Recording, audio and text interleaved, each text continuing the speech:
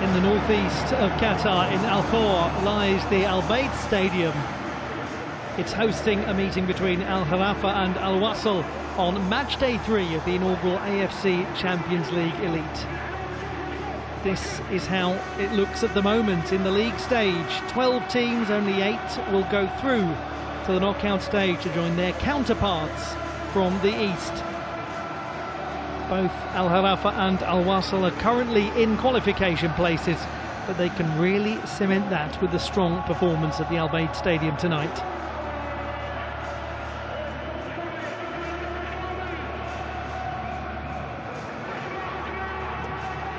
The club founded in 1979 as Al Ittihad, now known as Al Gharafa Sports Club, renamed in 2004 to better represent its home district of Al Gharafa in Al Rayyan.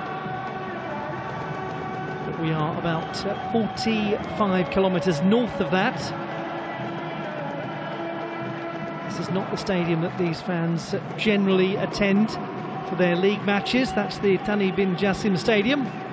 But this is the unmistakable Al Bayt Stadium. It was built for the World Cup in 2022. It also hosted matches at the AFC Asian Cup at the start of the year. And it hosts now the first ever meeting between these two sides.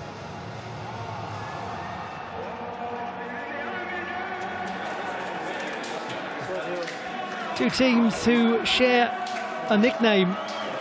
They're both known as Al Fuhud, the Cheetahs, although Al Wasl, the visitors, sometimes also go by Al Imperator, the Emperors.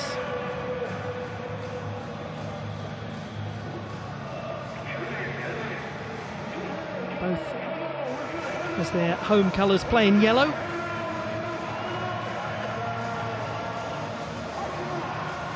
And for Al Wasl, who won't be in that kit tonight, that was a decision made because it was unique. Back in the 1970s, when they changed their name from Zamalek to Al Wasl, which itself is the previous name of Dubai. So certain things that connect these two clubs. Beautiful bit of artwork there. Which of these cheetahs will be fastest out of the blocks? Who will be quick as a cat? Who will be the cat that gets the cream?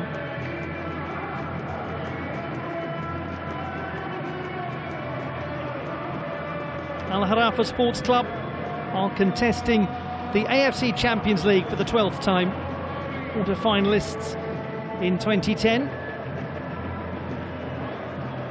On 7 occasions they haven't made it out of the group. But Al Wasl, they've never made it out of the group. This is their 4th time in the Champions League. In 2008, 2018 and 2019.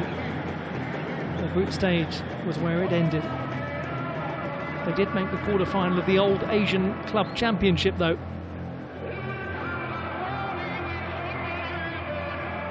Seven times the home team have been domestic champions.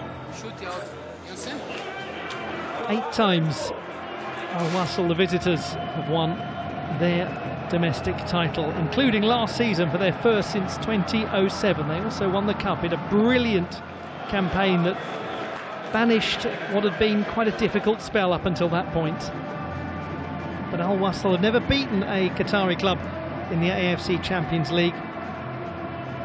2 previous meetings, both with Al Sadd, and they lost on both occasions.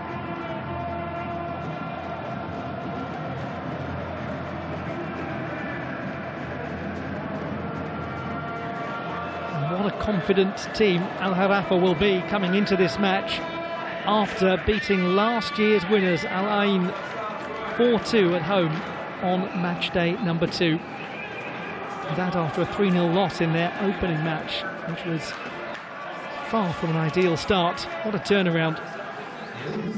Al Wasl beat Paksakor 1-0 away in their first match day, then lost 2-0 at home to Al Ali on match day 2. So both of these teams with 1 win and 1 loss going into match day 3.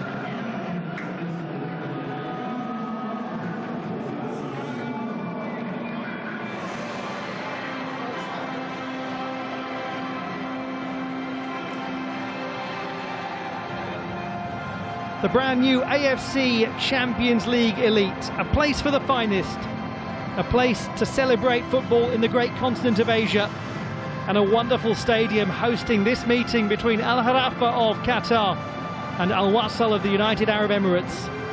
The first time that they've met on the continental stage. It's the 12th time Al Gharafa Sports Club have been in the Champions League, a 4th for Al Wasl. They both have 1 win and 1 loss after their opening fixtures. Who can get the upper hand in this meeting at the Al Bayt Stadium? Two clubs, both known as the Cheetahs. Time to bare their fangs, time to show their teeth, and to really take a bite out of the league stage and move up the table.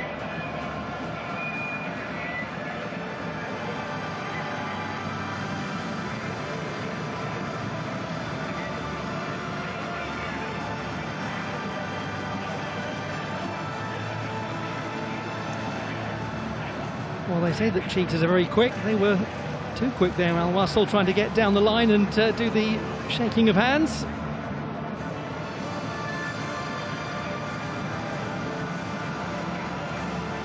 Eager to get started. Eager to set the pace, like all Cheetahs are.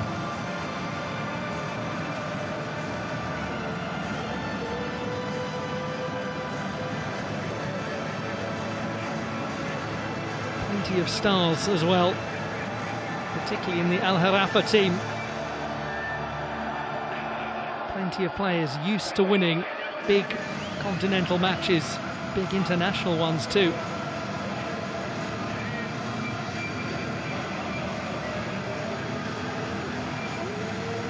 And a very experienced referee in charge. Captains Bajani Sassi and Ali Saleh leading their teammates down the line.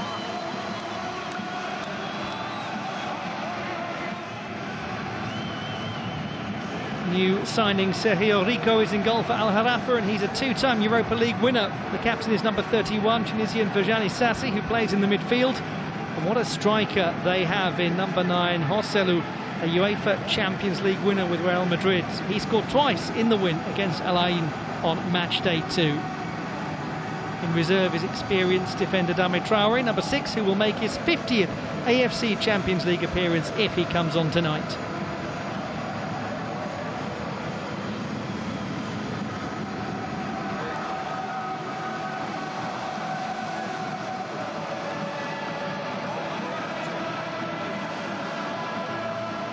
Ko Hyung-jin of the Republic of Korea, 42.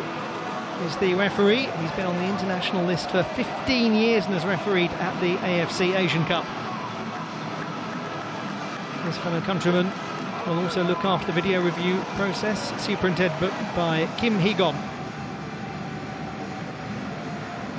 Veteran Khalid Al-Sinani keeps goal for Al Wasl and is representative of a very experienced defence. The youngest in the starting 11 is number 6, Siaka Sidibe, the Malian midfielder who has come up through the youth team. In attack is the brilliant Fabio Lima, number 10, who recently scored his 200th goal for the club.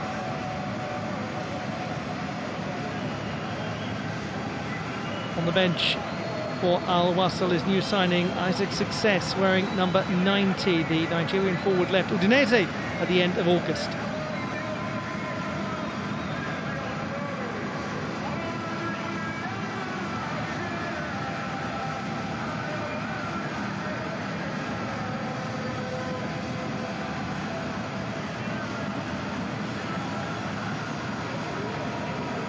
First ever AFC Champions League Elite, and certainly an elite level venue. The Al Bayt Stadium, or the House Stadium to use its English translation.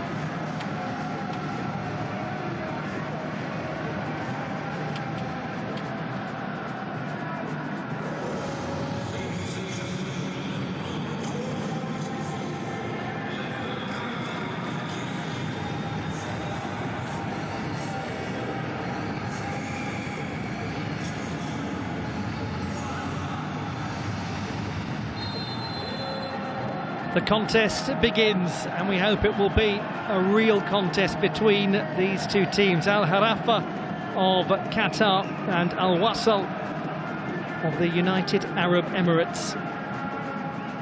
Two teams, both with the same nickname, Al Fahud, the Cheetahs. The Leopards never change their spots, but Cheetahs do have to change their kits sometimes, and it's Al Wasl who are playing in their away kits. Both teams using yellow as their first choice colours. For Al Gharafa, number 8 is Yassin Brahimi, Algerian international, winner of the African Cup of Nations. You're watching the West region, the league stage. This is the third match day. Al Gharafa lost 3-0 in their first match to Istiklal of Iran, then beat last year's winners Al Ain sensationally 4-2 at home on match day 2, with the new signing Hosselu scoring twice. You'd expect that from a Champions League winner, wouldn't you, in UEFA? Doing the same sort of work that he did for Real Madrid as he moves into the AFC's version of the competition. Pedro Martins, the head coach, 54-year-old, who took over a couple of years ago after an excellent 4-year spell at Olympiacos. This is his 61st match in charge, of which the first 60 have seen 27 wins.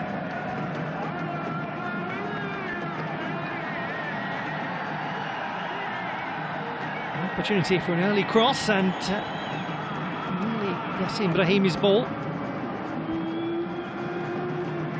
Hosselu very much the target. As we look at Miloš Milojevic, 12 years younger at 42 than Pedro Martins, and he's having an excellent time at Al Wasl with nearly 85% of his matches won. Took over last year.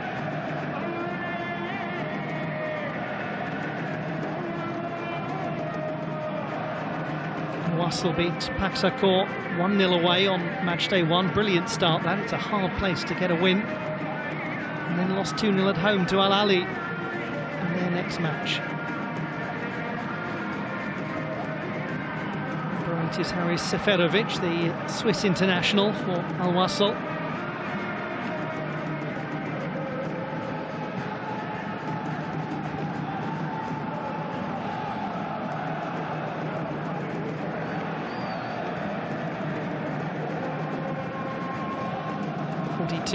Seydou Sano of Senegal, 19-year-old. He really looks like a fine young player.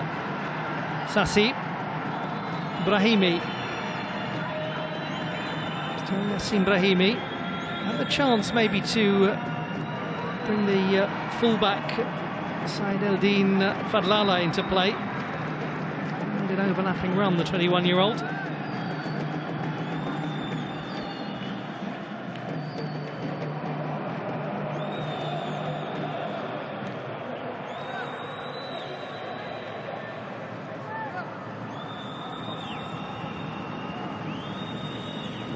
Will be Yassin Brahimi, who's made a very bold start to this match, to take the corner kick. What a good delivery. And from the edge of the area, could have been problematic that from Fabricio Diaz. Exciting young Uruguayan, number 29, Fabricio Diaz. Joined the club last year from Liverpool in Montevideo. He was wanted by a lot of clubs. Another South American, Argentina's Matias Nani, who's on loan from Al Shamal, also in Qatar. Joined the club last month.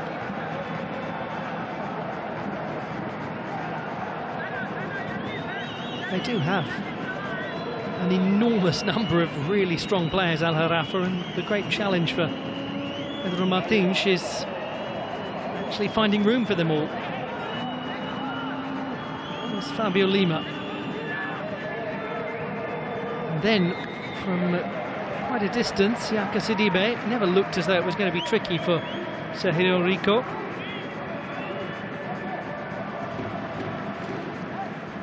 easy take for the veteran goalkeeper from Seville.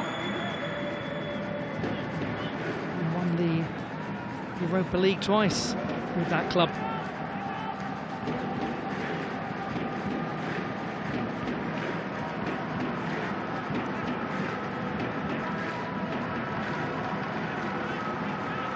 Salem Al-Azizi, right back, who's been with the club for 7 years now.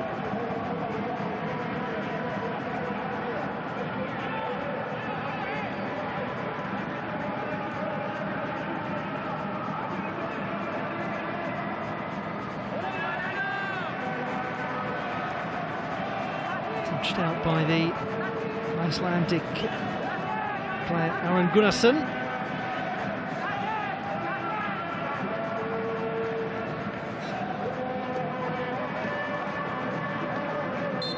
It's got to be a foul on Nassim Brahimi.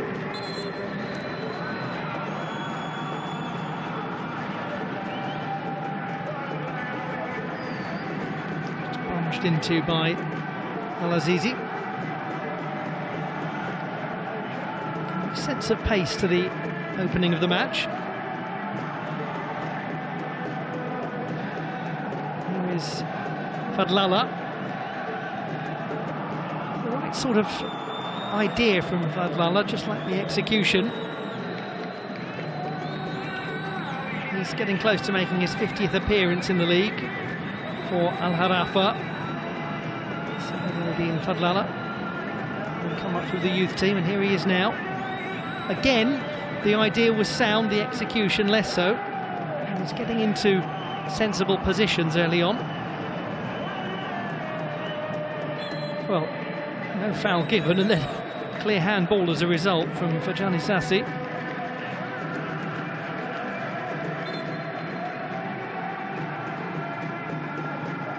There's conjecture that he was fouled, and he may have a pretty decent case. He played to his own decision rather than to the referees. And the process was hit quite hard.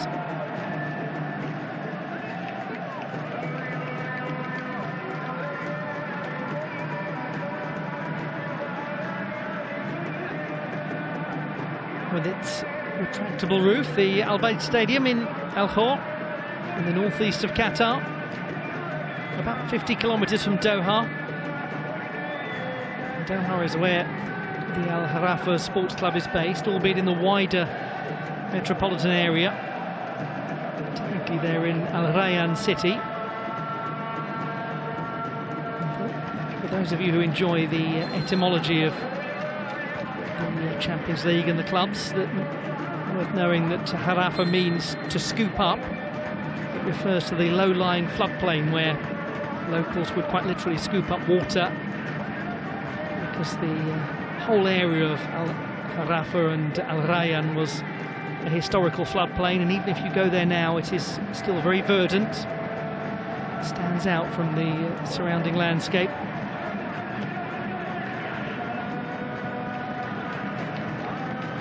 Majid Surur and Fajani Sassi getting some treatment for that collision. Al Wasl owe their name to the previous name of the city of Dubai, where they're based. It can also mean connection in Arabic. It refers to the fact that the club in the 1970s wanted to connect young people through sports and to be a community hub.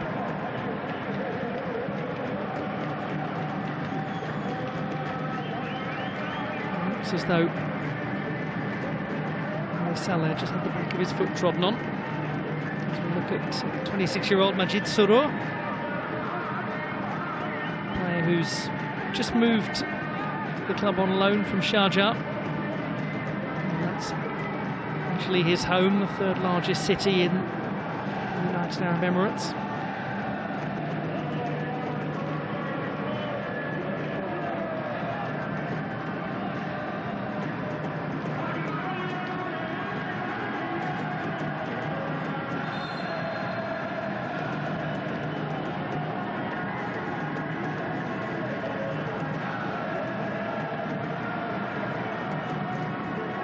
Soufiane Boufttini of Morocco at the back for Wasl,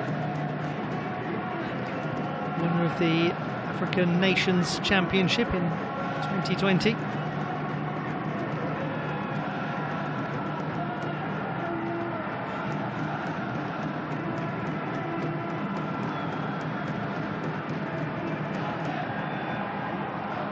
Saleh, Saror, Fabio Lima couldn't bring it under control. Oh, just dwelling in possession and affording a chance here for Jimenez. Sidibe, excellent ball that from Sidibe. Just didn't get a really strong connection on it, Ali Saleh, but Siaka Sidibe with a very intelligent ploy.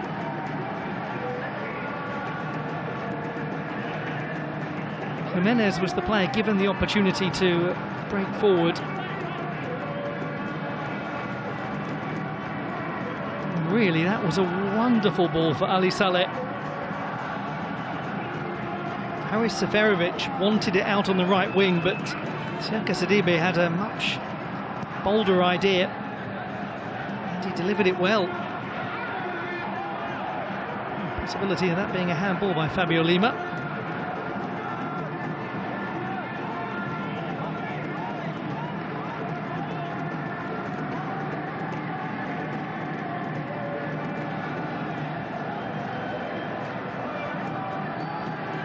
Needed to be cut out by Boufttini. Acknowledgement from Hosselu, the idea was a sound one. Chasing that down, but a little too aggressively, surely. Seferovic.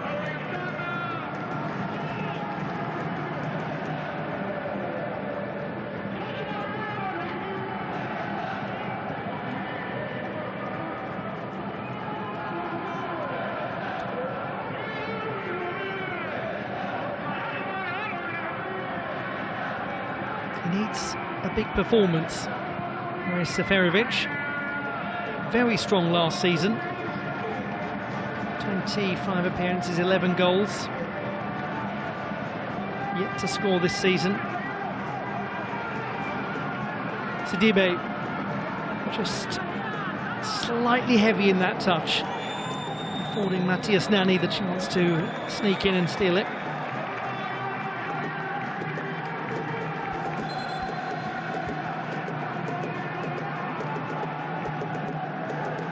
Gets the feeling, though, that an opportunity will present itself soon based on the nature of the match. It feels quite a quick game, quite an open one at times.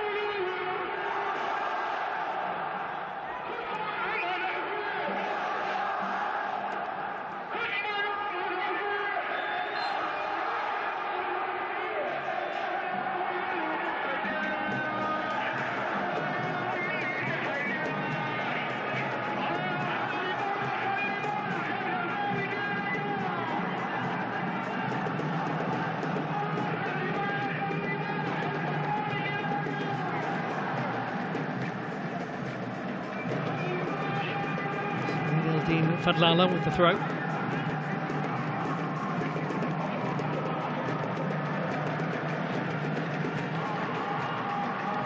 Not easy for Al-Azizi to get that away convincingly. And it allows a chance right from well outside the area. Fabricio Diaz and Pedro Martins would not have expected his young midfielder to have a chance from this sort of position. And one imagines that Milos Milojevic is furious about it.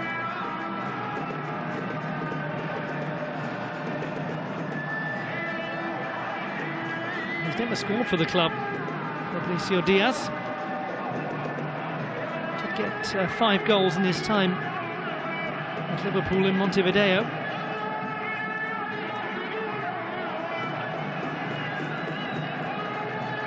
Jimenez, just a little too much power.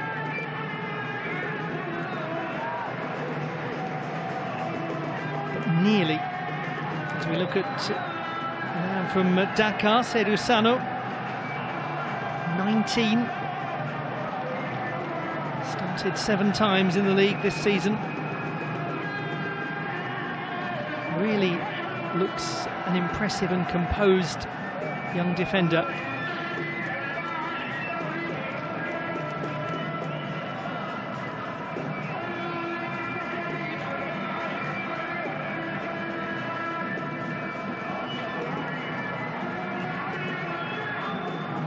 Is Jung Sung-hyun,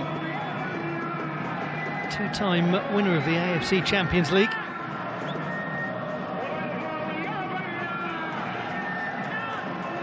Did it with the Kashima Antlers and with Ulsan HD.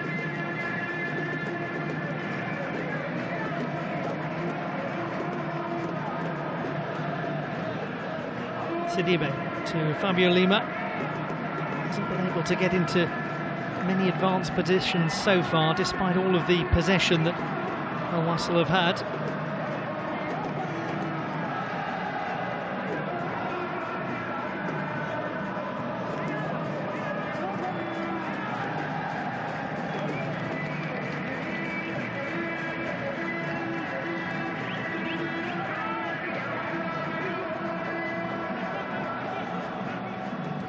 Sidibe comes off Fajani Sassi for a corner kick to Al Wasl.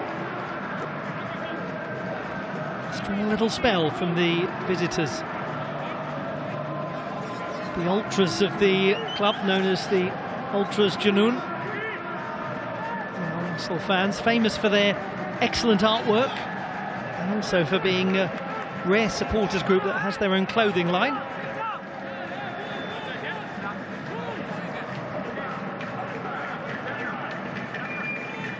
Quite strict rules about making sure everyone's dressed right in their group of fans.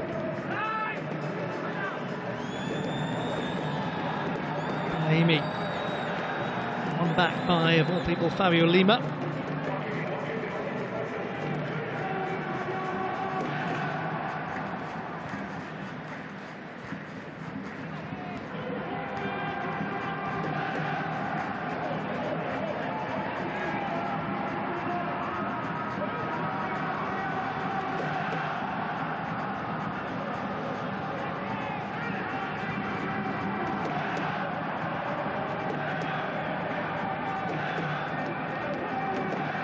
Is Alexis Perez from Barranquilla in Colombia. And on the left-hand side for Al Wasl.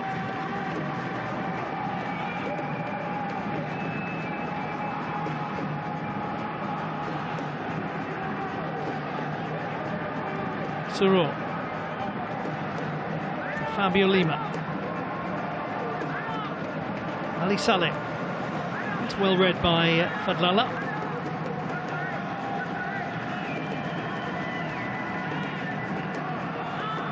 At 24, Ali Saleh from Dubai, spent his whole career at the club.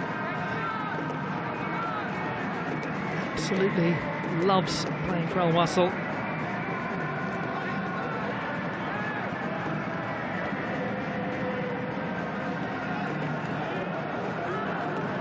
He actually scored, Ali Saleh, for the UAE national team in their win against Qatar on the 5th of September in Al Rayyan, which is in the home district of Al Gharafa.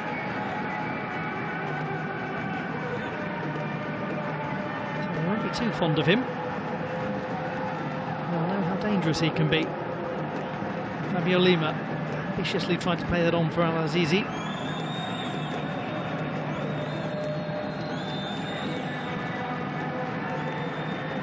Really seen Joselu hugely involved so far, but he doesn't need to be hugely involved. He just needs to get a chance in the area. If they can find him, and they'll get an opportunity from this free kick to do just that, then he may well finish. It was Florinel Coman, the Romanian, who was fouled.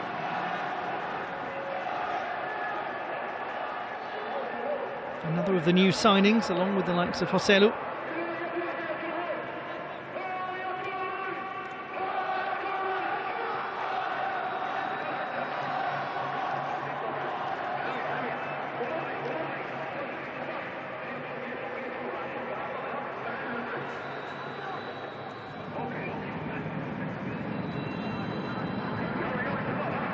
Gunnarsson forward.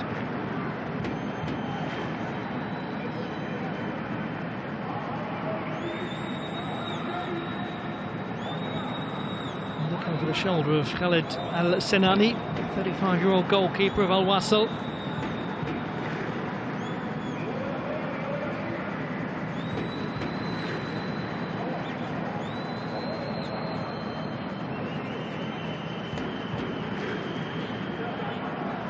Will be Yassine Brahimi.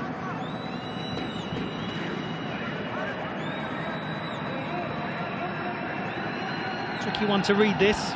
Could go for goal, could try to find one of the players who've come forward. It's Brahimi and it's really nothing.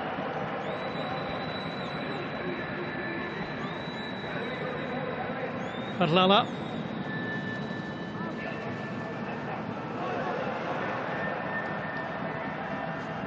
So far it's been an opening quarter of nearly moments. Let's just say Cheetah's not at full pace thus far.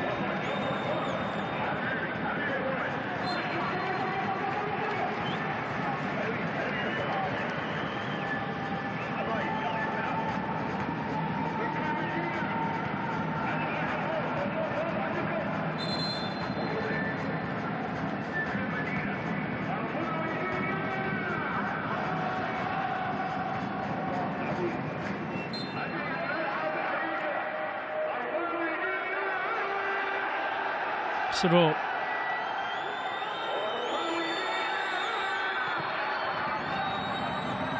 Played with real purpose to Brahimi from Sano.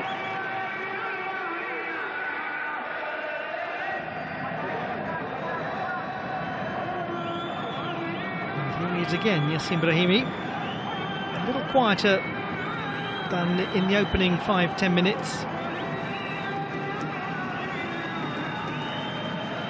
Sassi.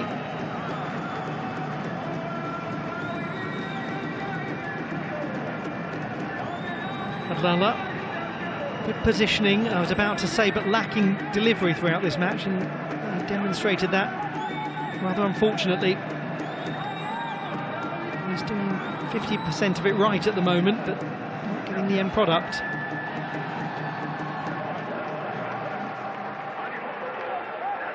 Just a little messy over the last few minutes from both teams.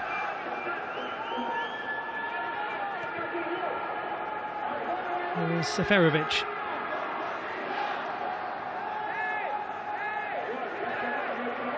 A sense of him needing to and waiting to come to life this season in the way that he can.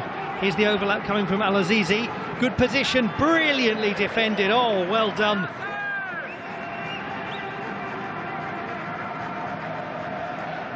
What a vital intervention from the young man, Fadlala.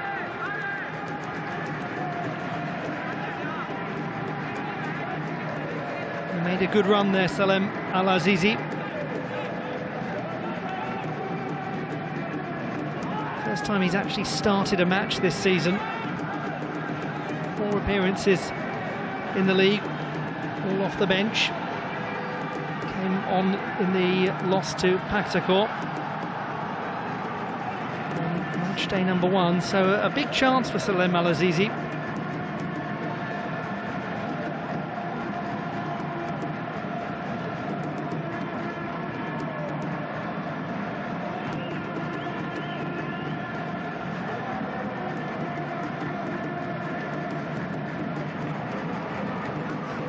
Joselu.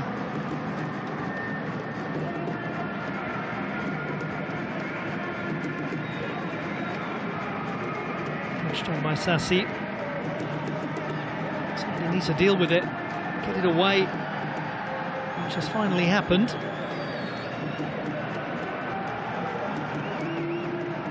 Seferovic held up the ball well. Soro.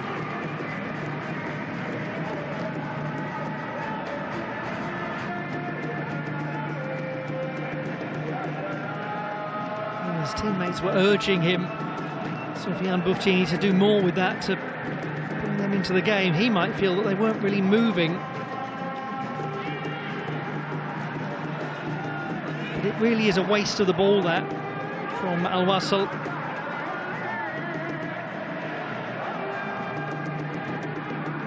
Back at an earlier faint claim for a handball.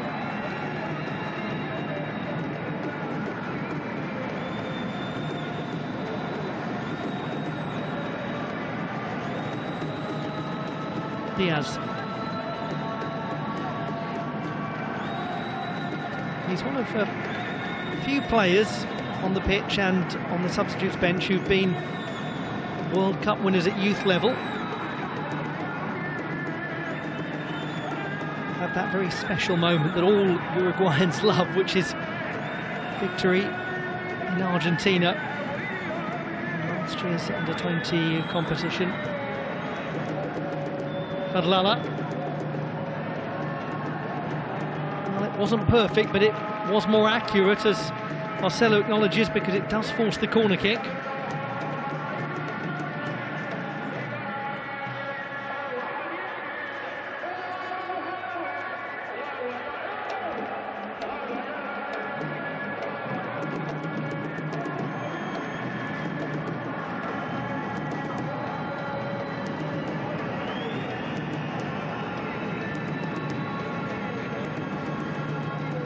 The game is really waiting for a high-quality delivery from one of these many set pieces. The opportunities have been there. Brahimi just sat up a little too high. And then sensibly done back to Sergio Rico, who doesn't dwell on the ball. A goalkeeper of his experience, you'd expect the right sort of decision making.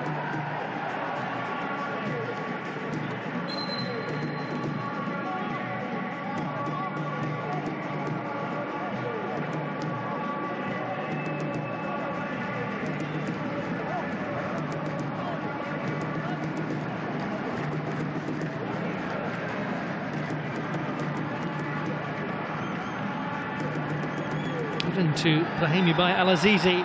Here is Yassin Brahimi to Joselu. Can he finish this? Oh, so close. First real opportunity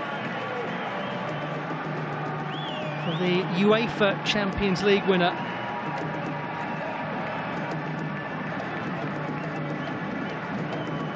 And really one that he would be expected to at least get on target.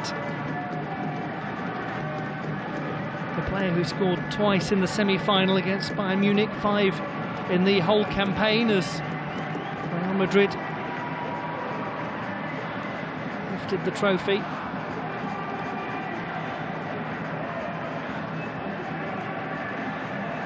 And he already has 2 goals in this particular AFC Champions League Elite campaign, both against the winners of this competition last time around, Alain. So he knows how to handle a big occasion and a big tournament. That is clear, and has been clear about Joselu for his entire career.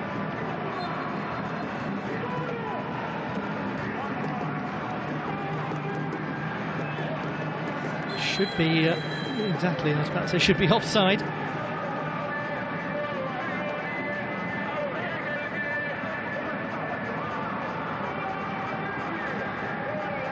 He's well offside, isn't he, Severovic?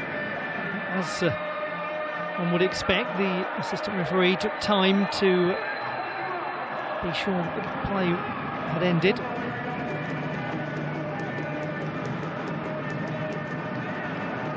Minutes played.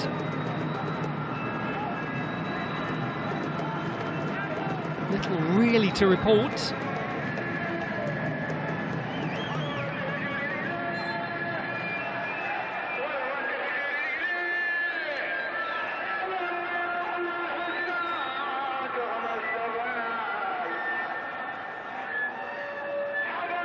Glancing contact at best from Soufiane Bouftini on Joselu. I think he's a touch on the optimistic side if he wants more action taken by referee Ko Hyung-jin.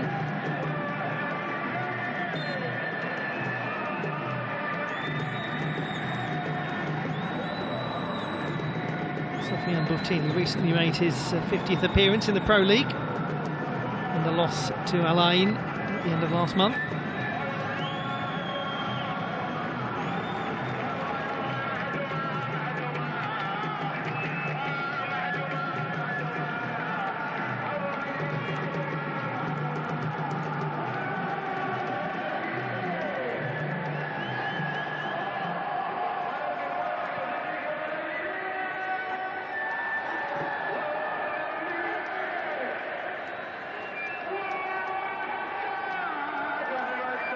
Nicolas Jimenez, wearing 31 for Al Wasl, born in San Justo in Buenos Aires province in Argentina, but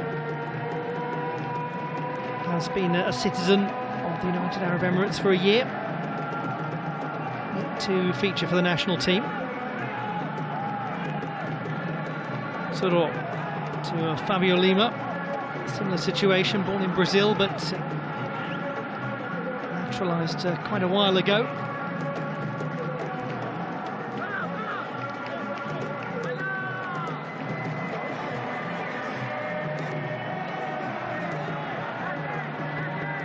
Lima did play at the Asian Cup earlier this year for the United Arab Emirates.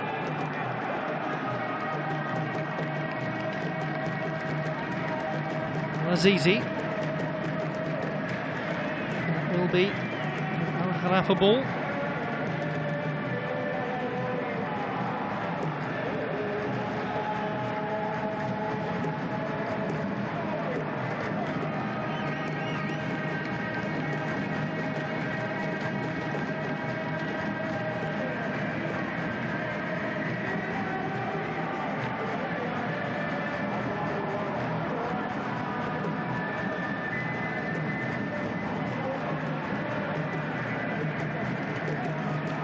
Diaz does really well.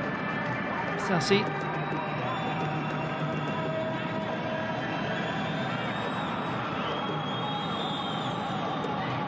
Fadlala.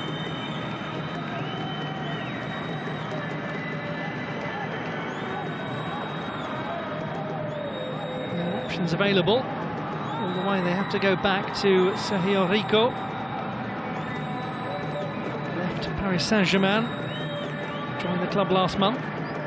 Again, Buftini aware of Joselu, but he might get a chance here. Joselu, good opportunity, brilliant challenge from Salem Al-Azizi, who looks as though he's really been hurt in making that tackle.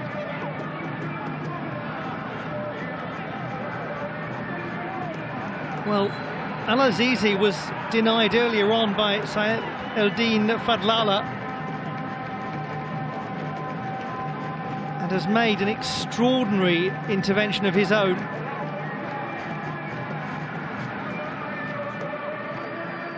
He's played well to Joselu.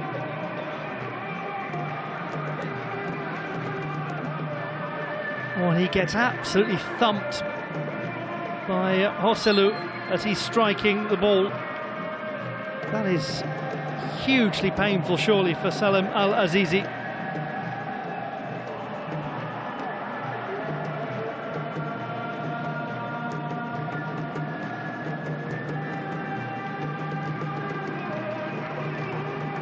Was a hugely brave piece of defending.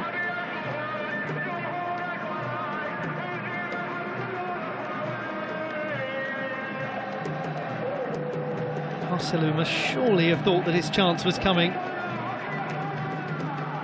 Out of nowhere, the 31-year-old fullback just arrived at exactly the right time.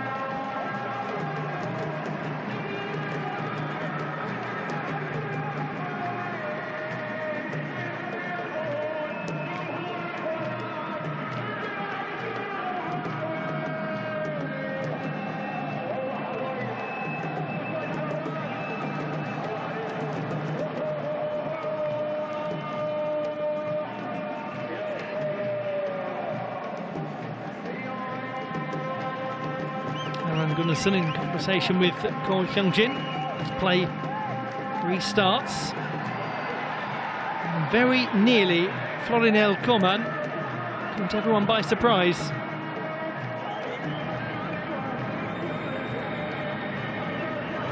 This time it was Buftini with a touch.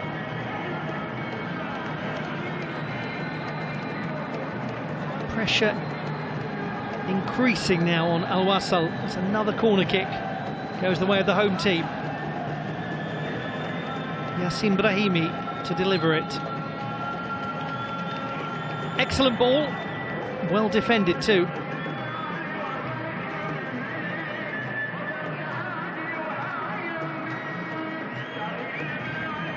Back on Salem Al-Azizi.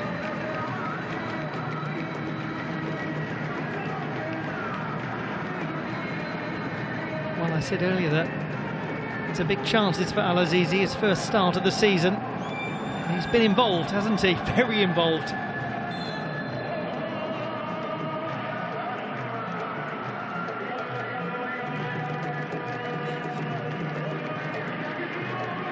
A few things to ponder for both of the managers as we head towards the half-time interval.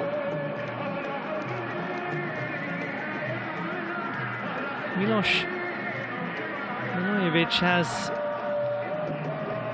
some very interesting attacking options that he may wish to use, like the new signing Isaac Success, Jonathan Santos, the young Brazilian who also has Emirati citizenship.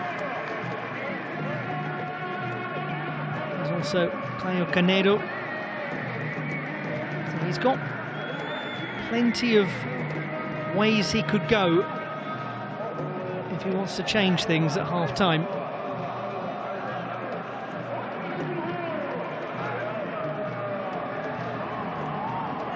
He may not need to. Here's Alexis Perez. Chance to cross. Absolutely spurned one. Rare moment there for Perez, just to be free on the left wing with an opportunity to play the ball in.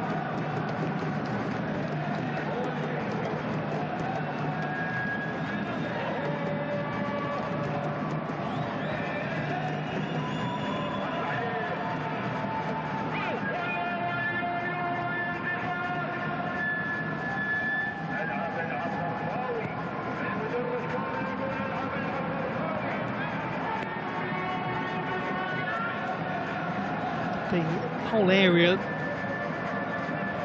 around the Al Bayt Stadium is known as Al Khor, historically a fishing and pearling settlement. It comes from the Arabic word for bay, and it is famous for its rather beautiful forests of white mangrove trees. Now it's an opportunity from the edge of the area for Nicolas Jimenez.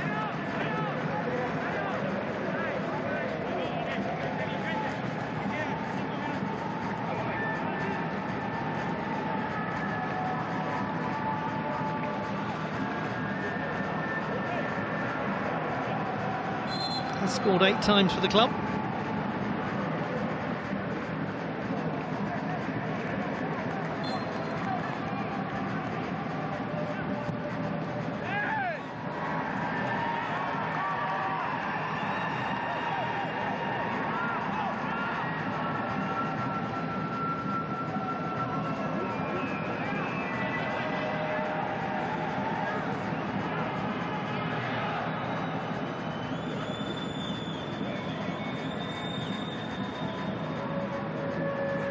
Just thumped forwards as Haris Seferovic drags himself to his feet.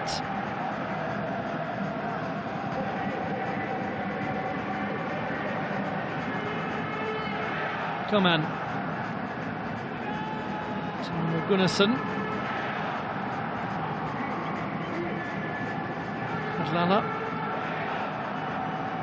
Adlala hasn't had as many chances to get forward from left back as he did in the first portion of the first half. This is risky. This is very risky. That is quite spectacular.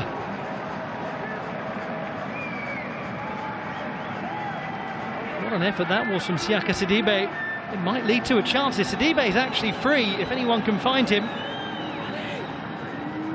And finally it came towards him. Complete miss kick from Fabio Lima.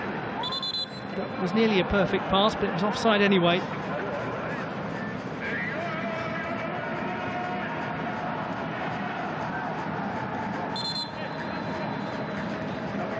There's Haris Seferovic. Offside.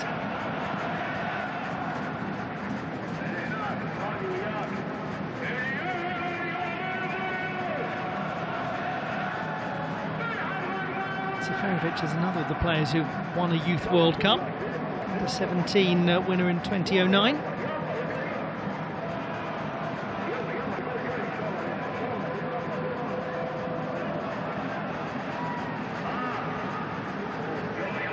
A little more purpose here from Al Gharafa. Here is Florinel Coman.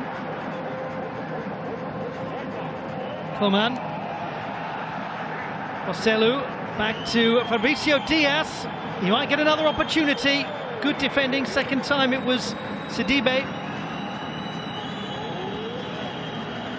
And touch behind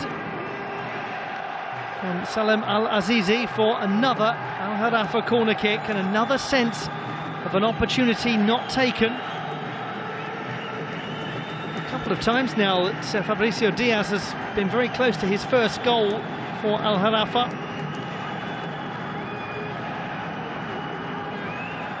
This time electing to go short. Coman, what a nice idea.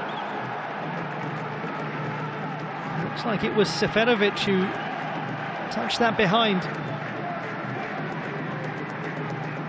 Yes, it was, and importantly too.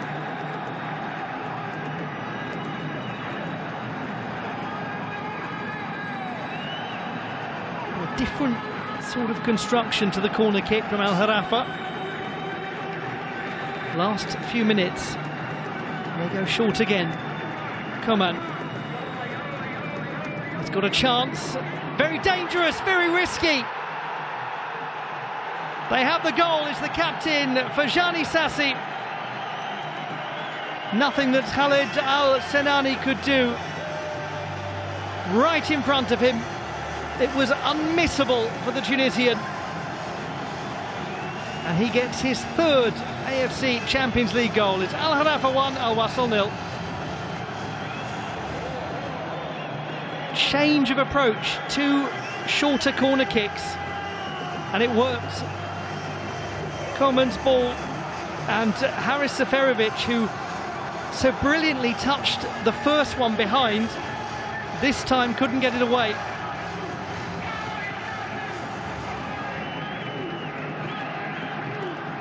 But it was always going to be risky for the defence to put the ball in the way that Coman did.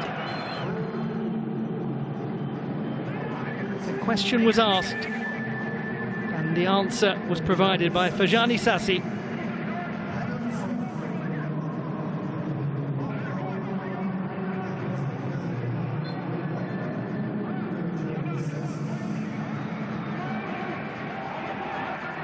Unfortunate for Haris Seferovic.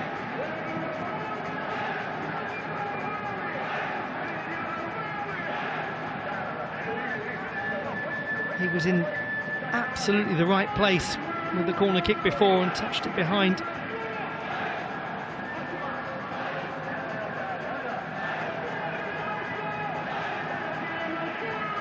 He just started to increase the intensity to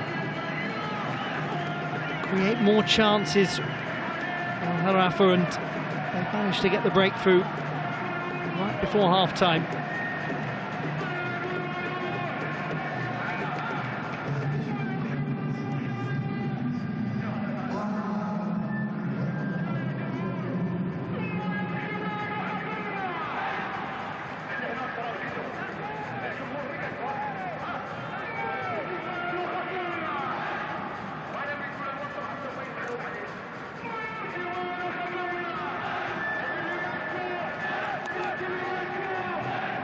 Fabio Lima, a little space created. He gets past Fadlala, but not for long.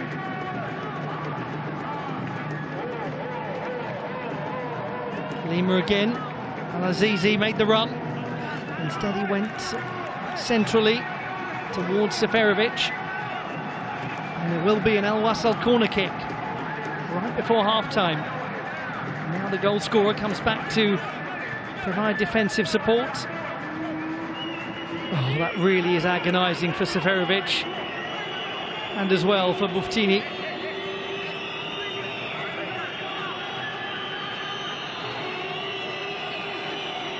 Nicolas Jimenez with a corner kick, not a quality one.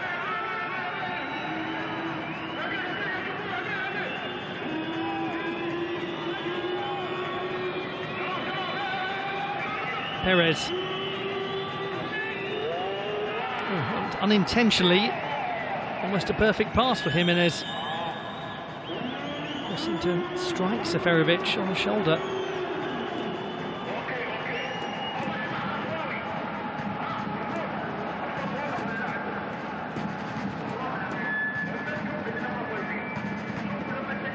Well, it's always an interesting dynamic to a match when you get a goal right before half-time. What sort of response it will provoke in the team that's conceded, and we'll discover soon enough.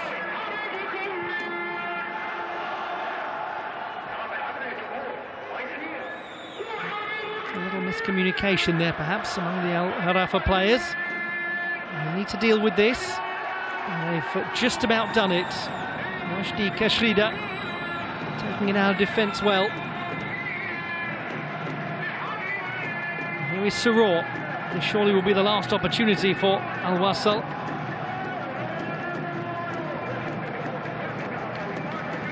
They've responded purposefully though to the concession of the goal.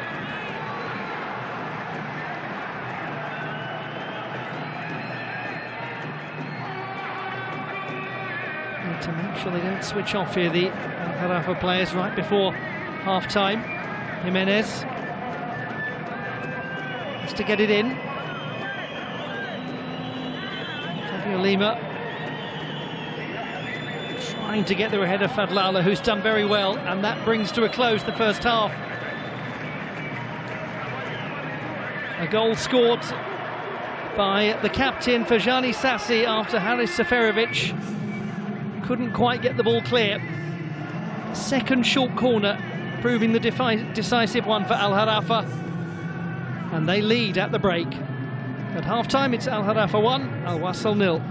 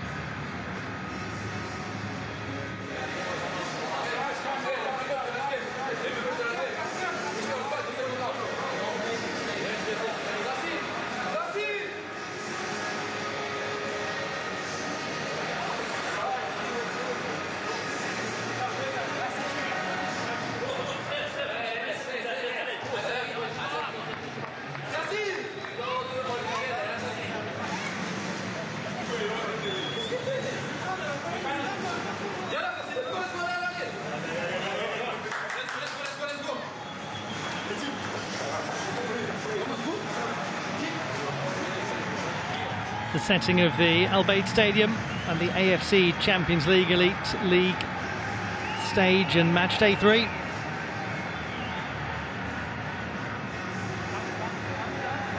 Al Gharafa and Al Wasl.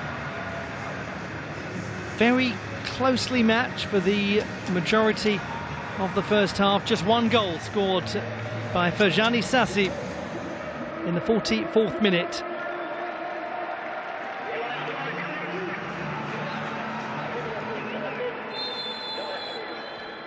The second half begins. Al Gharafa in possession of the ball and of a 1-goal lead. Their captain Farjani Sassi beating Khaled Al Sinani from close range after the ball in from Florin El Koman was deflected up into the air by Haris Seferovic and far enough away from Soufiane Bouftini to make it unmissable for the Tunisian. The response from Al Wasl right before half-time was quite a purposeful one. Can they continue this as the second half gets underway at the Al Bayt Stadium in Al Khor? Here is Koman, close.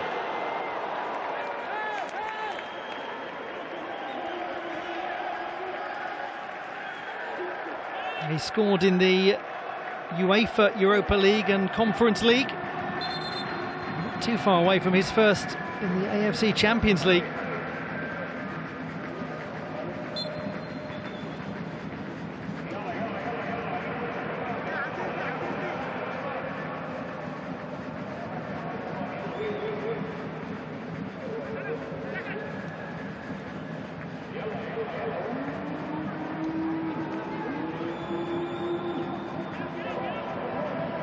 Saleh Seferovic, oh, nicely defended by the young man Seydou Sano. Well, that was much more impressive from Al Wasl in terms of how quickly they constructed the attack. Seferovic, decent contact on that ball, that could well have troubled Sergio Rico. Seydou Sano did very well. What a lively start to the second half. 2 good chances.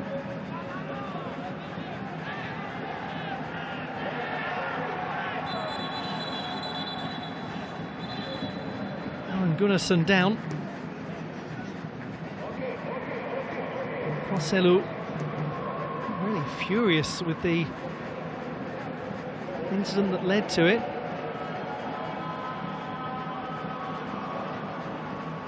Seems that the ball struck him awkwardly.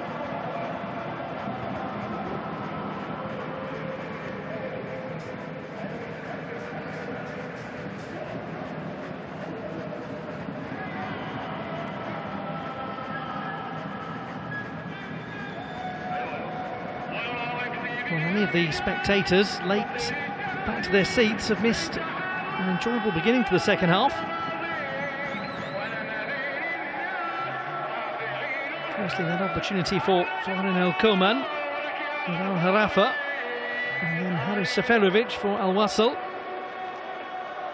And just to remind you, this is the 3rd match day of 8. And the top 8 teams in the 12-strong West region will go through to the knockout stage. That's how the opening goal was scored by Farjani Sassi. Quick reactions, good decision making. He scored his first league goal of the season 4 days ago in the 3-1 win against Salal.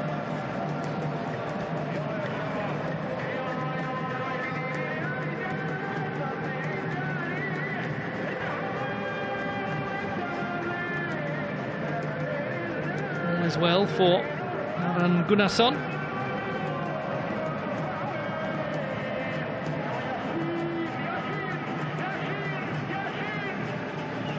Gunnarsson is from Akureyri in the north of Iceland, the 5th largest city.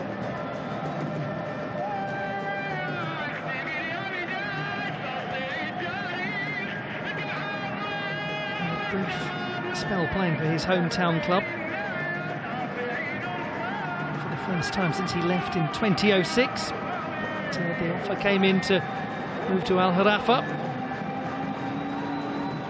So much better this from Al Wasl. Fabio Lima, really easy for Sergio Rico. But at least the tests are starting to come. It could have deflected off Fajani Sassi in a much more complicated way for the Spanish goalkeeper.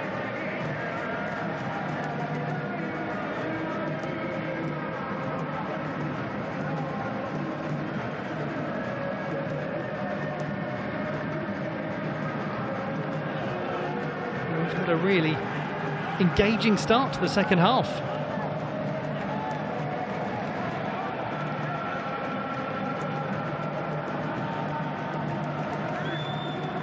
Coming back to cut it out was Jung Sung-hyun. 28 is Wajdi Keshrida of Algeria, born in Nice in France.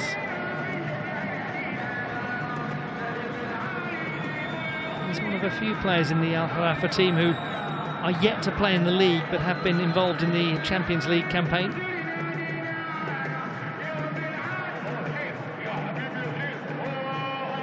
Fadlala. Oh, that was rather wasteful. Sidibe gifted the ball. Space for Nicolas Jimenez. He goes to captain Ali Saleh on the left, and it comes from Perez and hooked away by Sano with great necessity.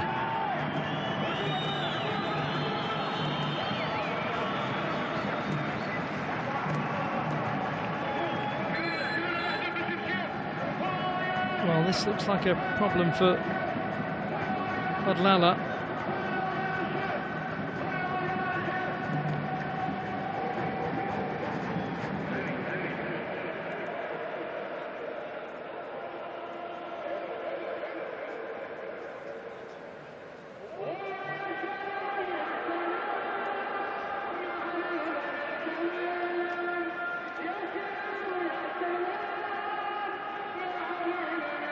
Goodness, he's obviously in enormous pain.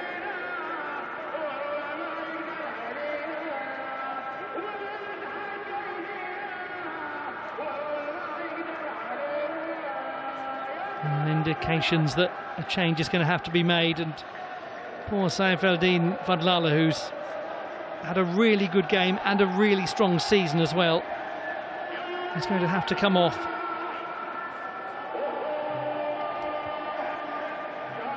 He knew straight away, didn't he, the young fullback?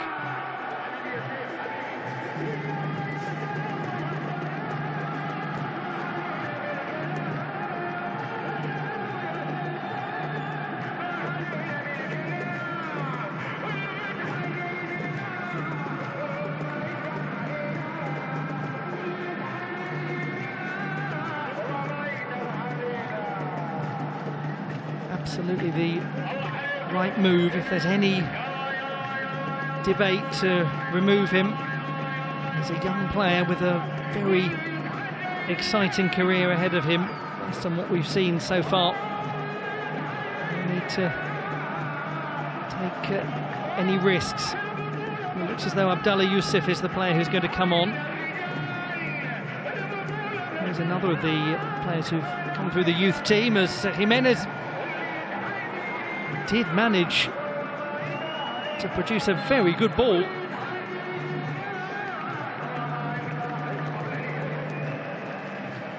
Does really well here to turn.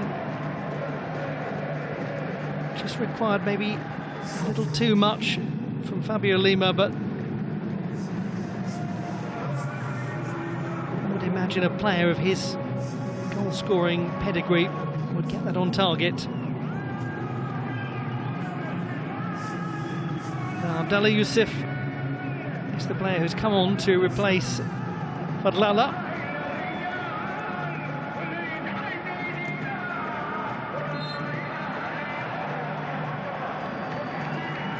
Abdallah Yusuf has spent his whole career at the club in Al Rain in the greater Doha area. He was born in Doha. 4 days ago made his 50th appearance in the league against Salal in that 3-1 win.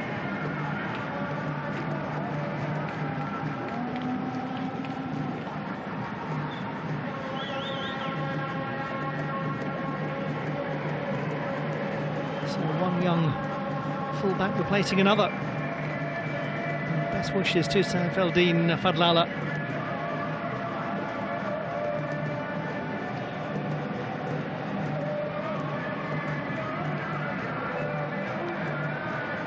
Hopefully nothing more than a precautionary move to take him off.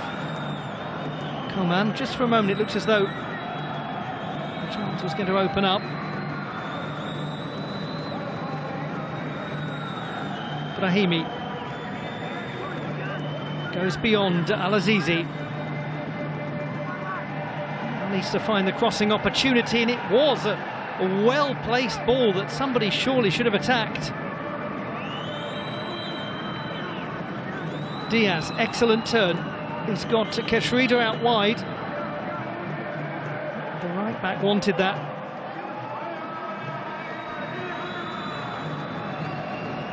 There's the substitute, Yusuf. He was looking for Joselu. Clever header that from Diaz, just to keep the attack alive. Keshrida touched on towards Diaz, who's got a lot to do. Goalkeeper cleans comfortably.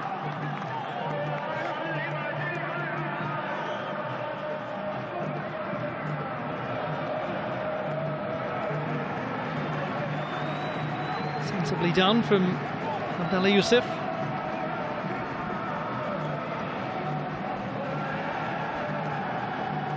I don't wish to jinx things, but you get the feeling that there will be another goal in this game. Coman nearly finds Gunnarsson, who would be one of the more unlikely goal scorers.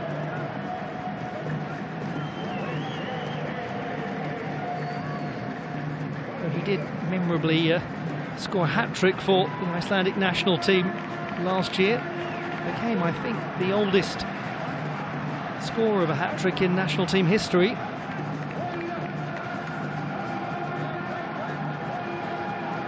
He'd only scored twice in about 100 appearances for Iceland before that.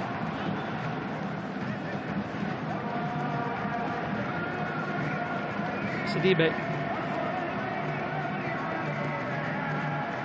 Majid Suro.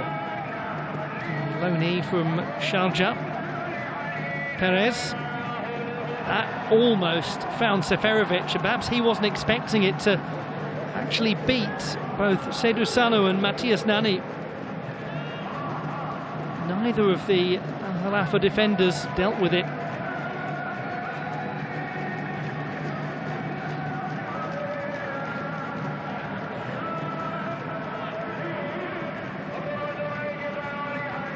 Yusuf just thumps it away, and Jung Sung-hyun will build the attack again for Al Wasl. Perez, sensible ball to Jimenez. He ran out of options and space and time.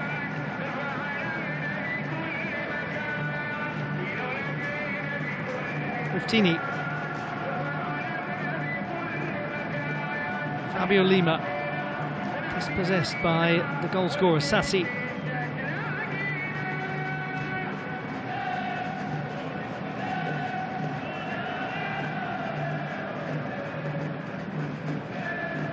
Brahimi does really well. Gunnarsson. Brahimi, he just keeps on going. Now can he find the right pass? He certainly can. Coman is in space. Here he is, Florinel Coman. Beautiful football. Oh, and not finished by Joselu. What a lovely move. Started by Yassin Brahimi. Oh, no wonder. He looks so dejected, Brahimi, because he worked so hard. Then found the right ball, as did Diaz, as did Coman. He was close to finishing that, Wasl.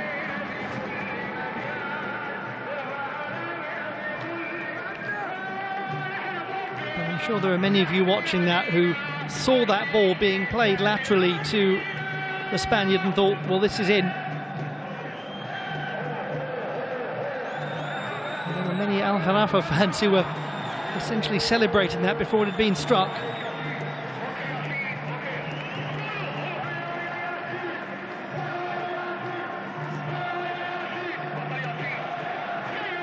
Change forthcoming. Canedo.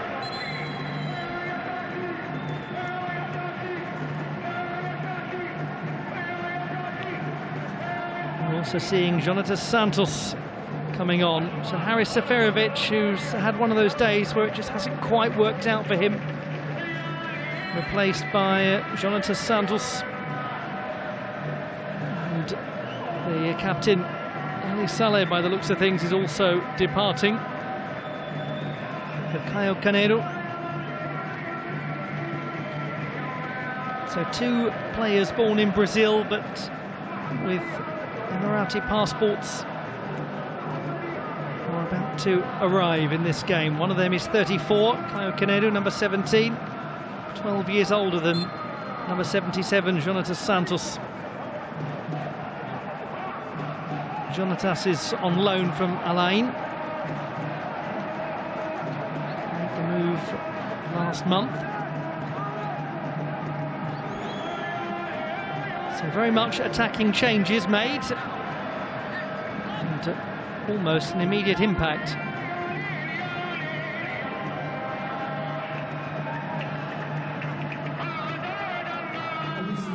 Jonatas.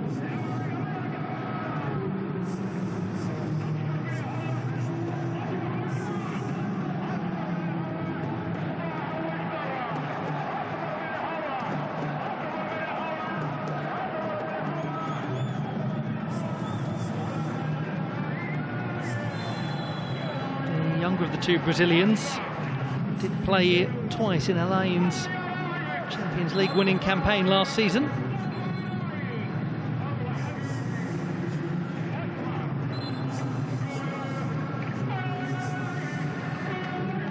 A little brush with the forehead of Fabricio Diaz. Soro feels it was on the harsh side. He's given a yellow card.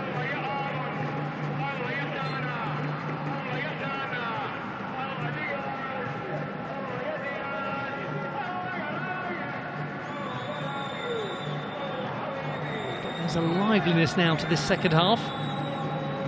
That goal from Sassi right before half-time has invigorated the game.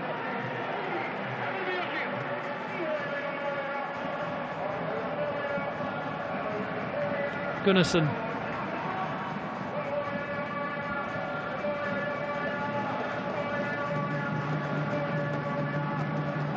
That's nicely defended by Perez.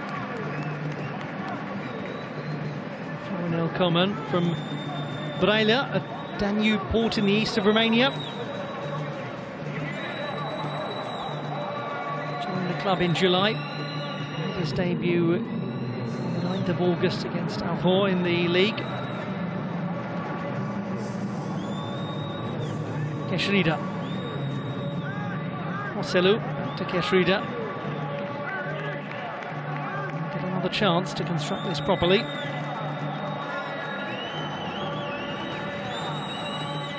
Keshrida has played a lot in the African continental competitions. And he crosses well, really well. Oh dear.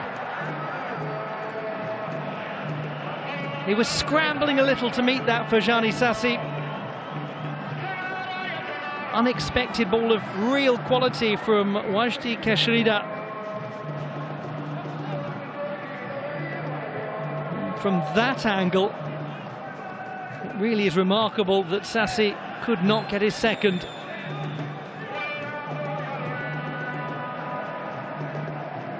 Two players who've had great success on the African continental stage, not quite able to combine.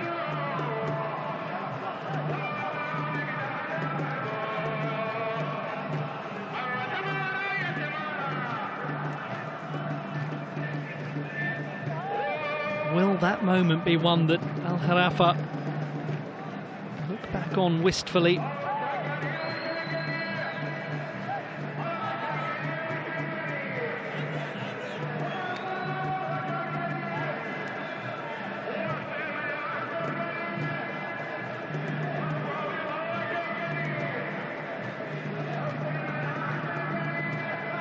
Alexis Perez.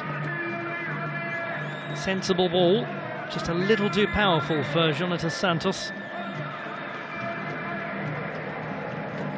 That will be continued possession for Miloš Milojevic's team.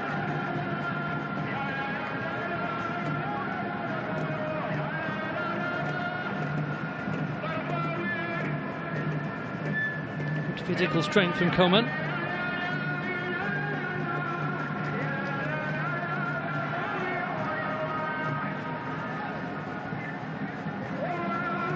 Gunnarsson. Coman. Nicely worked. And then just a little dwelling on the ball from Fabricio Diaz. Jimenez. That was neatly done. And that must be a foul for Gianni Sassi. And substitute Caio Canedo.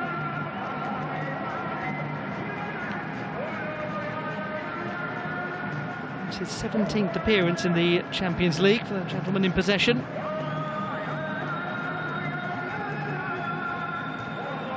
Majid Suro. Chested down, Jimenez tried to hit it.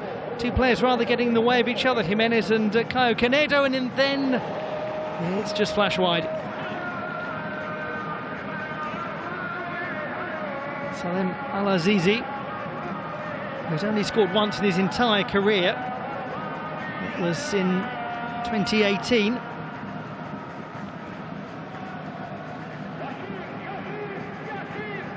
would have been the most remarkable of goals from just about any player on the pitch, and it was really close actually.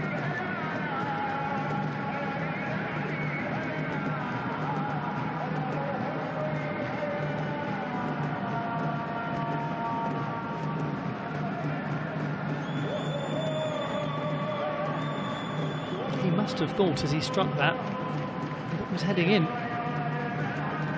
just for a moment.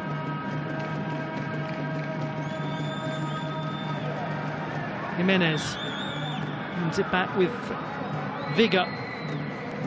Sergio Rico takes a heavy touch, a very heavy touch.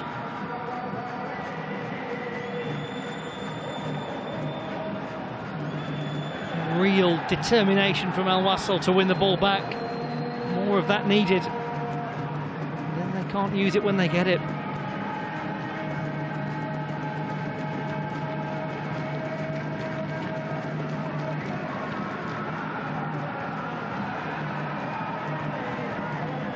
Jonathan Santos.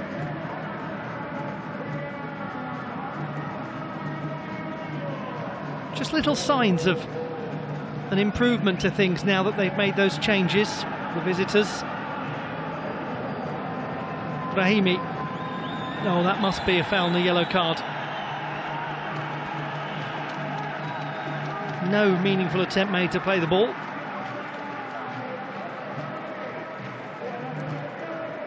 He's everywhere you look, isn't he? Salem Al-Azizi in this match.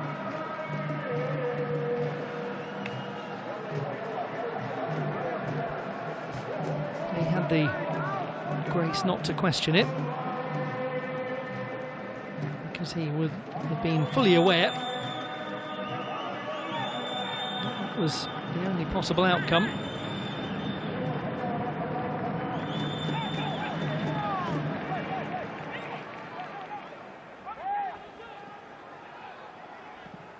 Jimenez. Sidibe, there's space here for the fullback Al-Azizi. Fabio Lima wearing the armband. Sergio Rico well positioned. The sort of very good basic goalkeeping that you would expect. Less so on that occasion, perhaps. Just caught a glimpse there a moment ago of Khalifa Abubakar, the very experienced backup goalkeeper.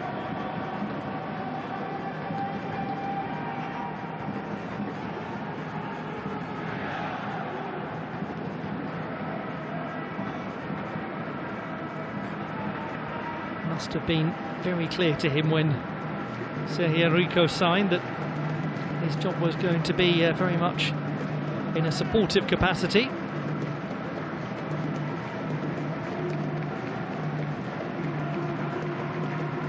Massive acquisition for Al Gharafa, that.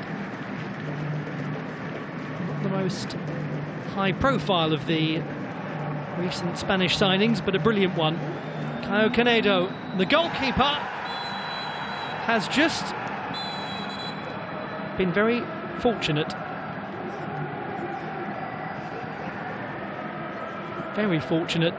Just as I was praising what a signing he is for the team. Now, is it offside? Yes, it is. Caio Canedo is ahead of the line, and that is good news for Sergio Rico, who very clearly impedes him. And it's a strange decision from Sergio Rico, because he was never likely to get near that ball.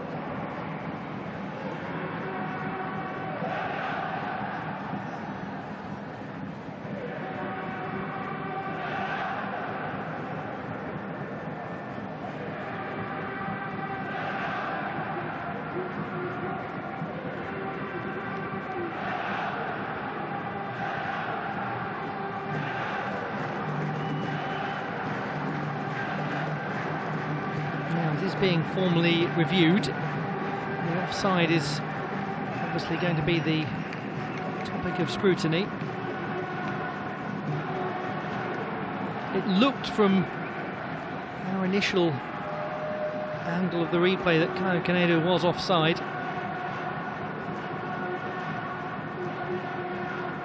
Ko Hyung-jin in conversation with Kim Hee-gon. Let's have a look again.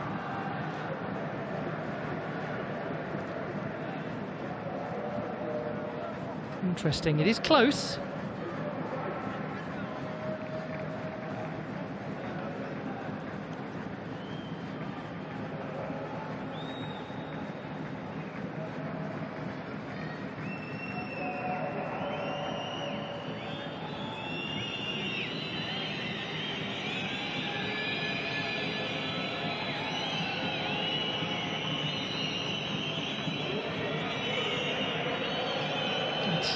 A long check, this one.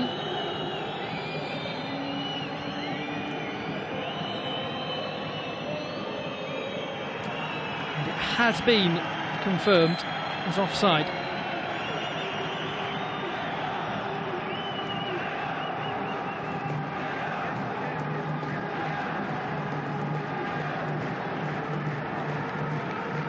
And that was very good officiating from that gentleman. Spot-on judgment from the sidelines. And undoubtedly relief for Sergio Rico.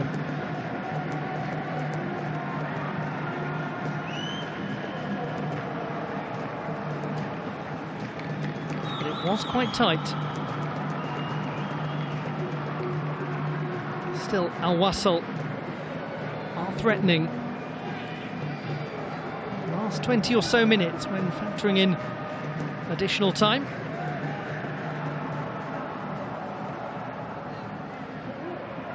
Sidibe just miscontrols the diffraction. He's had a good game on the whole, though. Still plenty of changes available to both managers.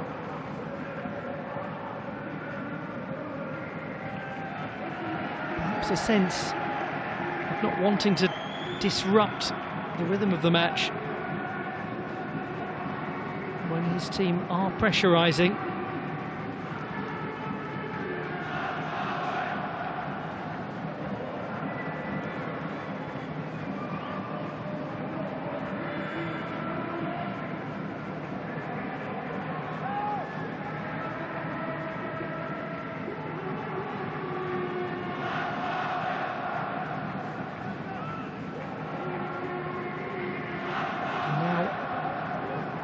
introduction of Ali Salmin is being prepared, defensive midfielder. Should be Gunnarsson's to nod back to Rico, and it is.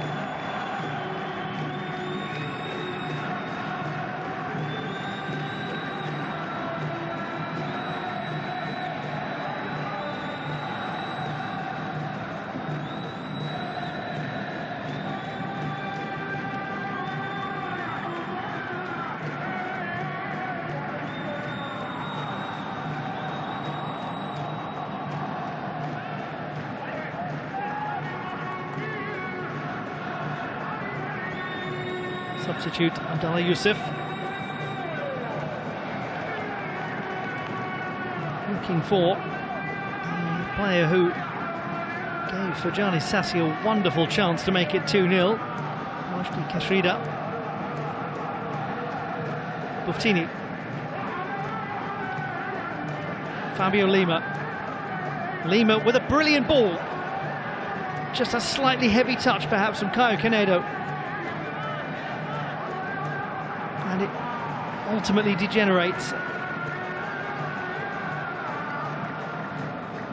34-year-old was played in very well by Fabio Lima.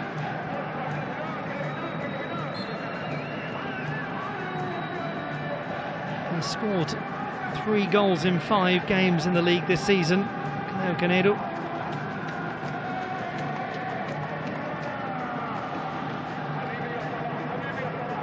One gets the feeling for Al Gharafa it's simply about holding on to this lead, very much being forced into a defensive mindset.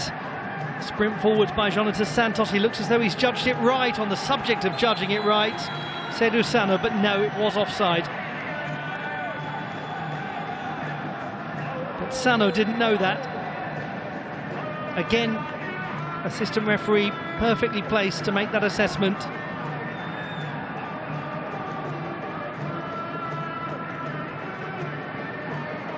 And we're about to see the first involvement of Isaac Success as Majid Surur and Siaka Sidibe are replaced by Ali Salmin of Dubai, where Al Wasl are based, who spent his whole career at the club, and a player who has just signed after leaving Udinese. 28-year-old Nigerian forward Isaac Success.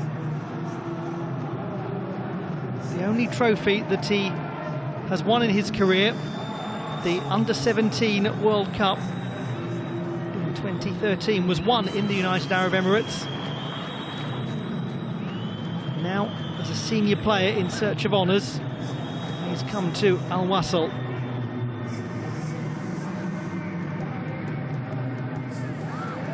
Can he make an immediate impact? He will very much lead the line.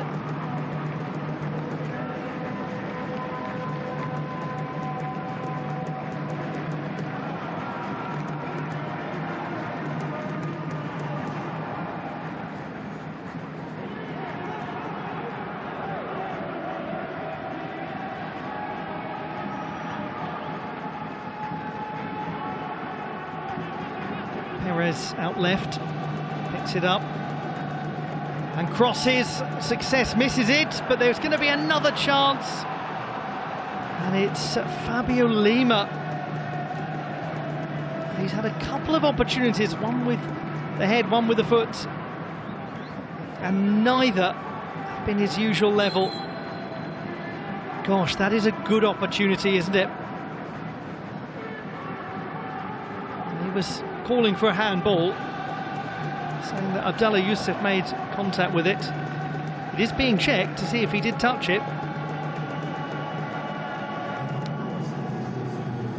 Ahmed Al-Ghanehi is about to come on, and really one imagines his role will be just to hold the ball in attack for Al Gharafa and to chase after things. I just wonder, did Abdallah Yusuf actually touch this with his hand? Let's have a look again. Oh! Now then.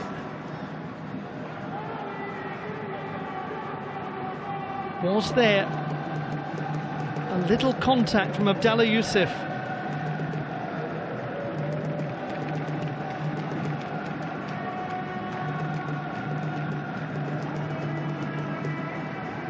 This is interesting.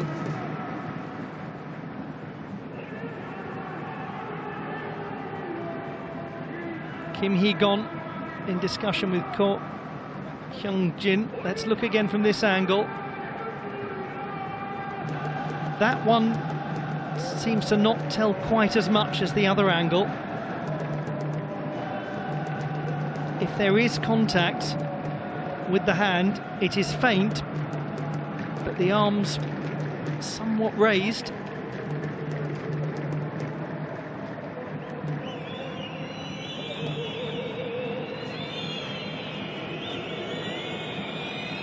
It's another long check. And he's doing his best, Ko Hyung-jin, to keep everybody relaxed. He's going to look at it. Now this is the kind of contact that it's virtually impossible for an official to see at first glance in real time. Does this strike the hand?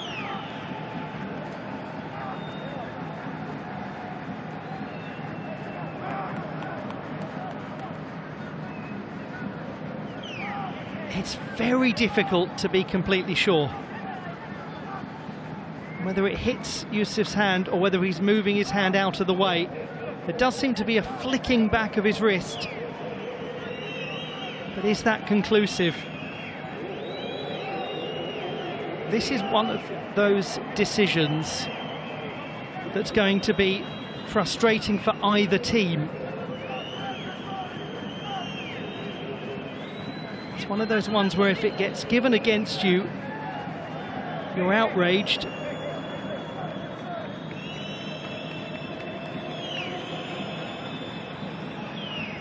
Does it touch his fingers?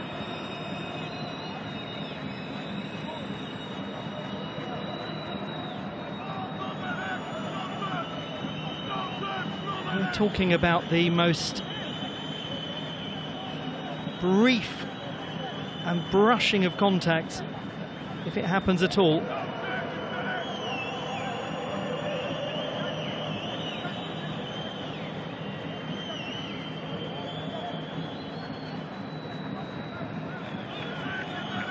A decision has been reached. It's a penalty kick.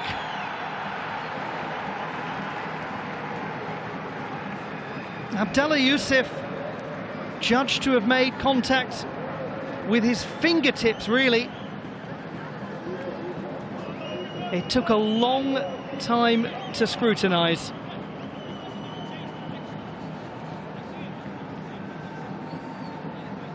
That is the sort of decision that will be of immense frustration to the Al Gharafa players and supporters, and probably to many watching.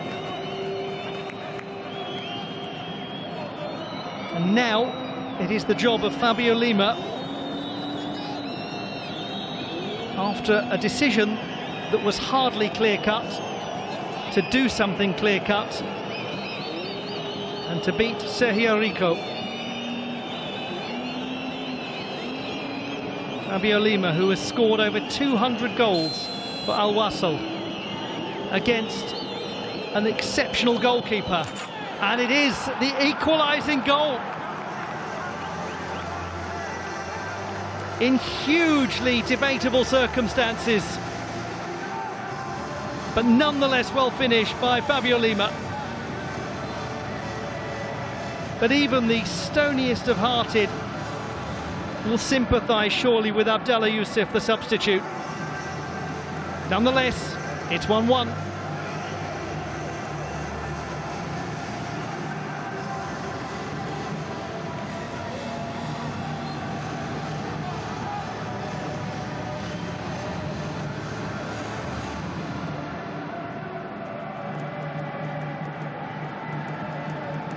Well, so forensic decision was that. You could make a 3-part documentary series for a popular streaming platform about it.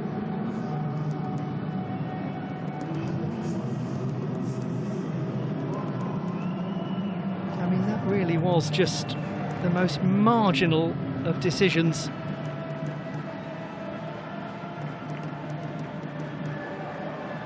I'll leave you arguing amongst yourselves at home about it, because I suspect that's what you're doing.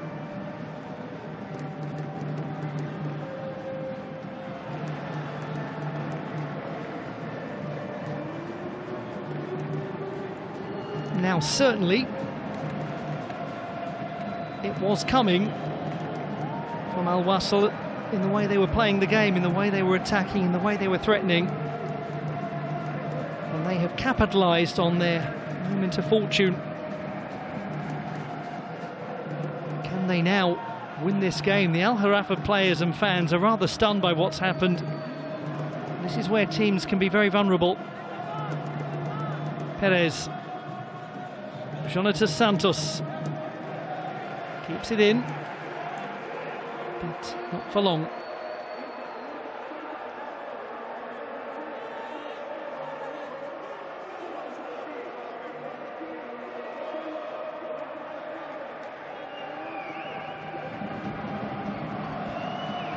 Yes, I think that just about says it all.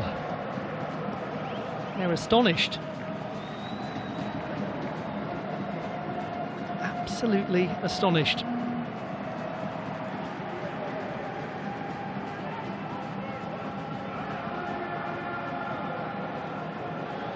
Now, can Al Gharafa turn the game around? Not with deliveries like that. All too easy for Jimenez to cut it out. Meanwhile, Aaron Gunnarsson has been replaced by Ahmed Al-Ghanehi. That was the change that was about to happen before the unlikely penalty kick. Unexpected one. Yassin Brahimi with the corner kick.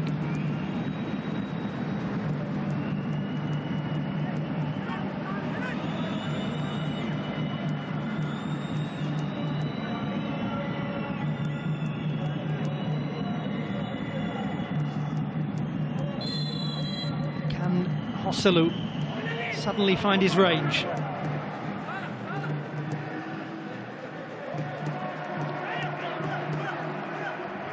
Just to remind you that both of these teams have 1 win and 1 loss in their opening 2 fixtures. Very difficult to get any sort of clear picture after the 3rd of 8 match days. 1 win, 1 draw, 1 loss is not catastrophic when considering that 8 of the 12 teams will go through.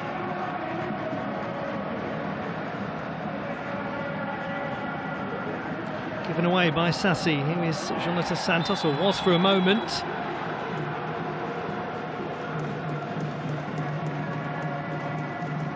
The player who was fouled ultimately was Isaac Success, the debutant. It's totally out of control by Fajani Sassi.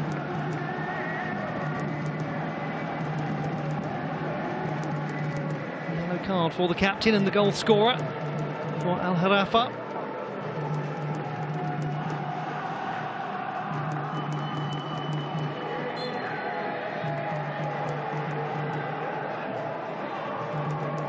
Nicolas Jimenez will try to produce a delivery that tests Sergio Rico. Try perhaps to find the Nigerian Isaac Success. Instead it comes from a different source. It's a great ball! Oh, what a good save that was from Sergio Rico. Well, they were expecting it, I think, to come in from Jimenez. And it was the centre-back, Jung Sung-hyun, who nearly beat Rico. And he stopped it well.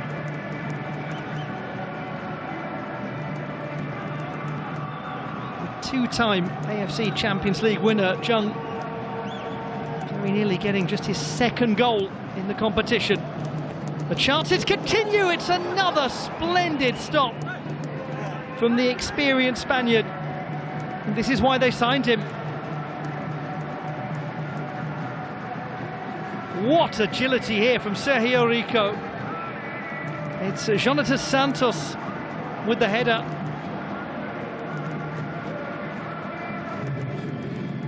Very well saved.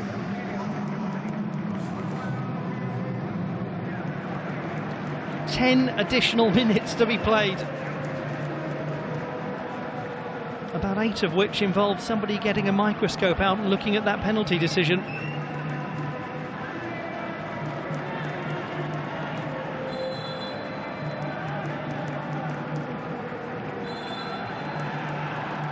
He will know that his team is very close to snatching this away from Al Gharafa.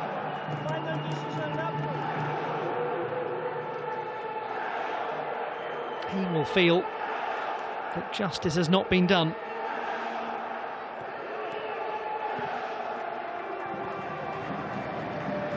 One must credit the visitors because they have made the most of their opportunity. They're really going after a win here. Jonathan Santos to Perez in a crossing position. They must do! Success from success. A debut goal.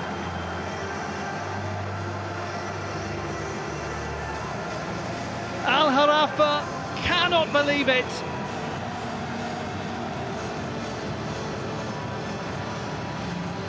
He's only just joined the team and he may have only gone and won it.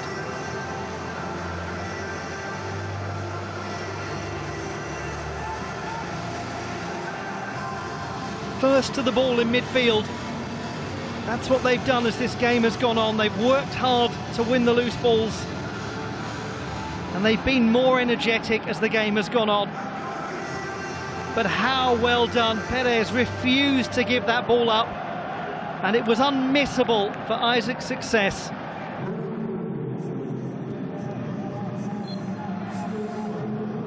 Rico beaten after 2 excellent saves.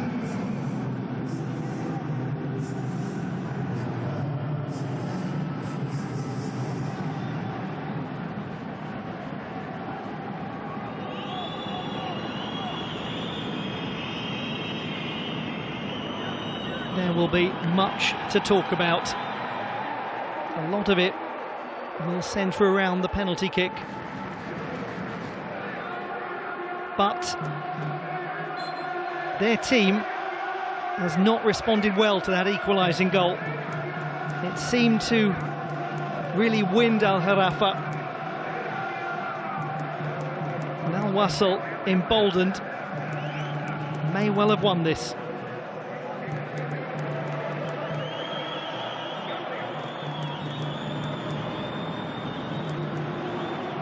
He's had a really good impact as a substitute. Jonathan Santos still going, still going. Well defended in the end by the teenager Seydou Sano.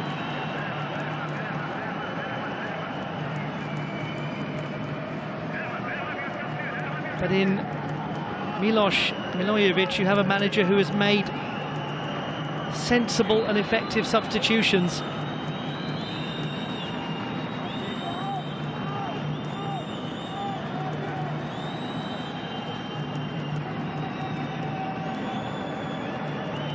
Brahimi trying to get Al Gharafa back into the game. Still Brahimi, it's a very good effort, but how well defended by Salim Al-Azizi. He's unlikely to be mentioned in the headlines, Salim Al-Azizi, but he should be mentioned in dispatches. The right back, who, as I mentioned, has been a substitute for the duration of the season and finally is starting today, several months in. He really has worked hard. He very nearly scored a spectacular goal early on in the game. But he's run as much as anyone has run in this match.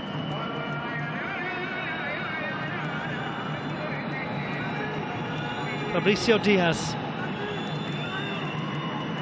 Well, hasn't it been an exciting first half, second half even, compared to the first half? Was there a use of the hand there from Fabio Lima? A few people thought there was. It's going to be a free kick to Al Gharafa.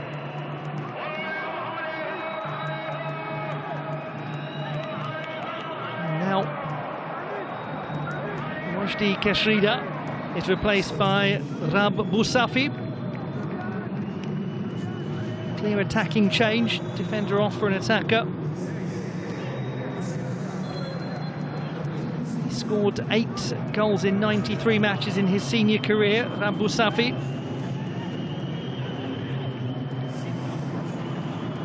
Joined the club at the start of the season. Brahimi. Straight back in from Diaz. It's loose, and it is Joselu way over the bar.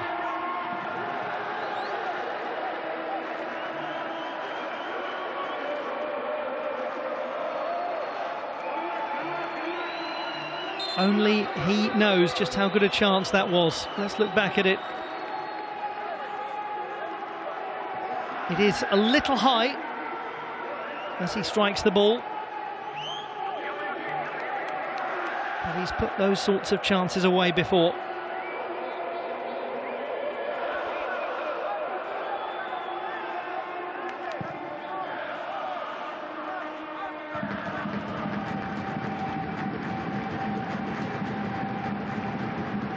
Fabio Lima goes to Caio Canedo. Back to Lima. And then from the edge of the area, Nicolas Jimenez.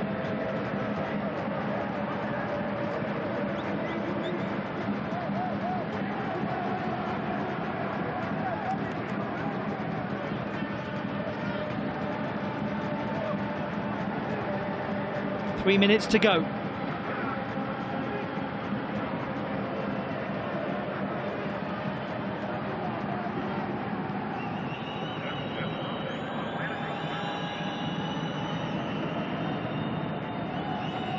Ganehi to Abdallah Youssef.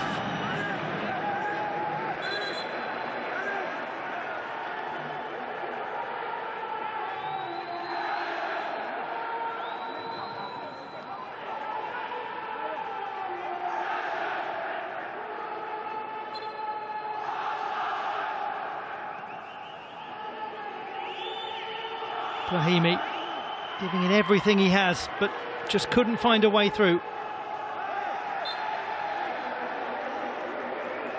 Clearly bundled over was success.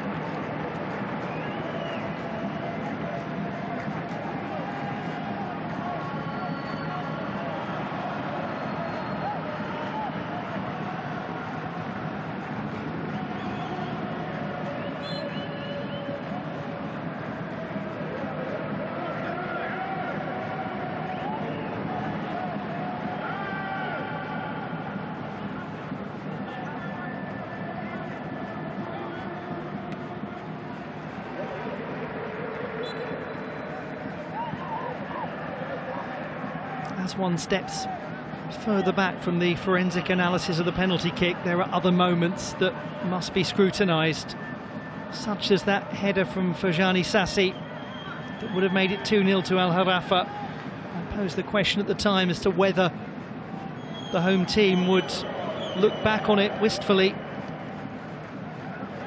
Well, they look back on many moments with many negative emotions.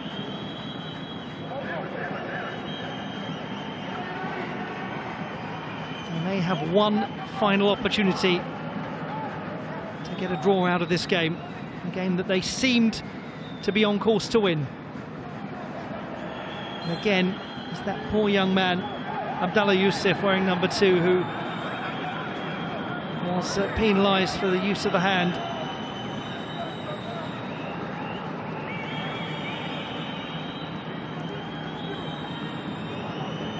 Time is fast running out for Al Gharafa in their 12th appearance in the AFC Champions League against a team who's never made it out of the group stage in their 3 previous attempts. Well, in this new league stage, they put themselves into a good position. Al Wasl desperate for the whistle. Brahimi can't again find a way through. In this meeting between 2 clubs who share the same nickname, the Cheetahs, the fastest starter was the slowest finisher. The race won by Al Wasl in controversial circumstances, absolutely. A penalty kick converted by Fabio Lima after Abdallah Youssef was judged to have handled the ball in the most marginal of circumstances.